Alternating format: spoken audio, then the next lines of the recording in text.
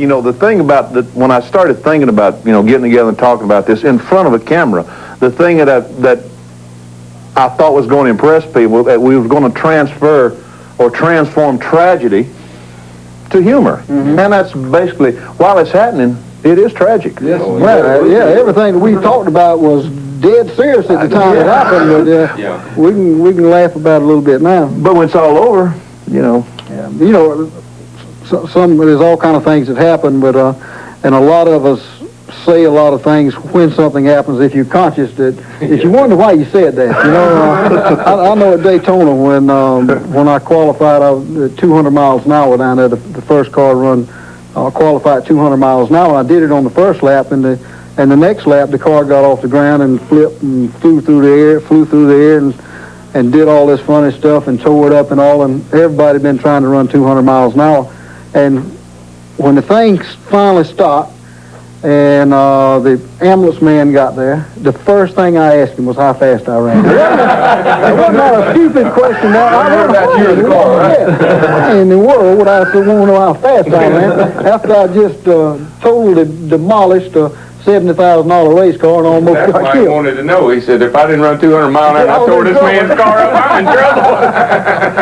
Figured you're getting out with it to run 200 miles an hour, right? They might give me a pass.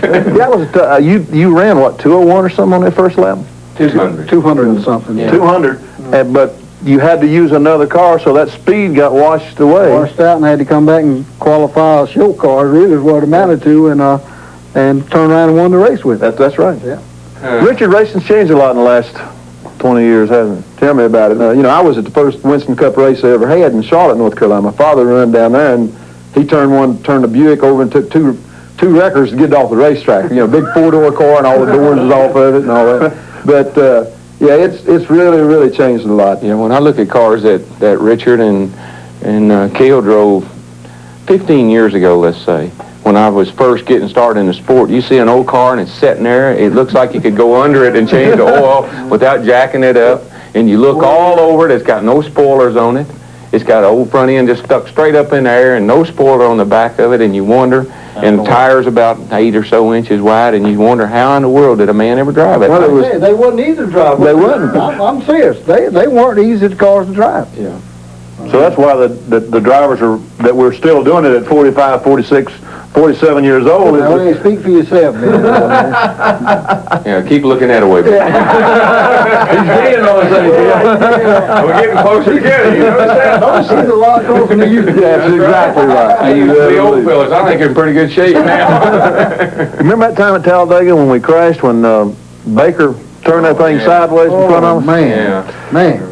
Cale was running about third or fourth, and I was right behind him. Yeah. And Baker turned the thing sideways, and Cale turned left to dodge him, and I hit Cale, and we started spinning. And remember, it had rained for about a week, and it was muddy, and we started doing 360s. And every revolution, I'd see Cale. I'd hit him and see him. You know, boom, I'd hit him again. I'd speak to him every time. Shaking his fist there. Waving again, I guarantee you. Was you waving at me? No, that was my hand. And you know, but we got down the mud, and I kept hitting the brakes, and I said, I must not be on the brakes because it ain't slowing down. Thinking that I didn't realize I was in the mud. I kept pumping the brakes, and it wouldn't slow down. We spun from the start-finish line up the racetrack between 1 and 2, didn't go all the way to the wall, didn't hit the wall, but came back and stopped down there in the infield. Yeah, about in turn 2. About in turn 2. Yeah. And we jumped out of our cars to see how much the damage was, see if we could get back to the pits. And the wreck was still going, wasn't it, Cale? Yeah. Like got him. It almost got me, yeah. Well, actually, you know, the wreck was over. Because we were the wreck. We were the wreck. And we thought, yeah. We thought, yeah. But I sat there, I thought long enough, and I got out and walked up to the front of the car to look and see how much damage, like you said. And I looked up and I saw one come spinning. And Dave Marcus had stopped probably 20 feet from me. And he was still sitting in his car. And another car spun into him and hit him. And I was just standing there. Just luckily I was standing beside the tire. And his car came straight into me and pinned me between the tire and his bumper. And it just paralyzed me. It just absolutely paralyzed me, and I was afraid to look down. I thought it cut both my legs off. I'm serious. I still got bad knees from it today. But mine's shaking a little bit right now. let me tell you another story about Talladega.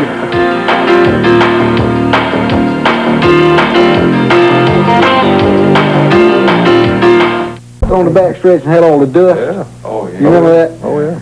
And it happened up in front of us, and I went into dust and couldn't see a thing. Well, I hit something, and the car just started spinning and spun halfway down the back stretch, and I looked up, and here come Buddy Baker, spinning too. We'd both got into the same thing, but it was so dusty you couldn't see. You had to drive into it, and the wreck was over, just like it was with you and I that day. We thought it was over. Yeah. So I got out of the car, and Buddy got out of the car, and we were standing around looking at our cars, and the racetrack on the back stretch is dug down.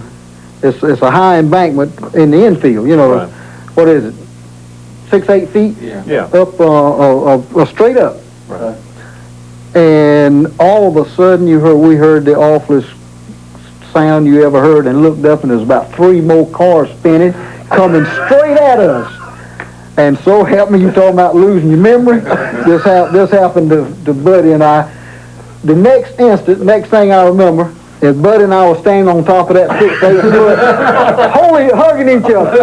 And how we got up there, I don't know. I think we both grabbed each other and there we were standing up there hugging each other on top of that embankment. But I'm going to tell you what, after those 2 experiences, you have to almost pry me out of a race car now after a wreck, because I'm going to stay in it until it's all over. Boys, this has been great. Richard, I appreciate it. Cale, thanks so much. And Darrell, That's fine. maybe the next time we get together, you'll have a... 10 years from now, I'll tell you. 10 years from now, you'll have a story. Folks, I hope you've enjoyed it. We'll try it again sometime.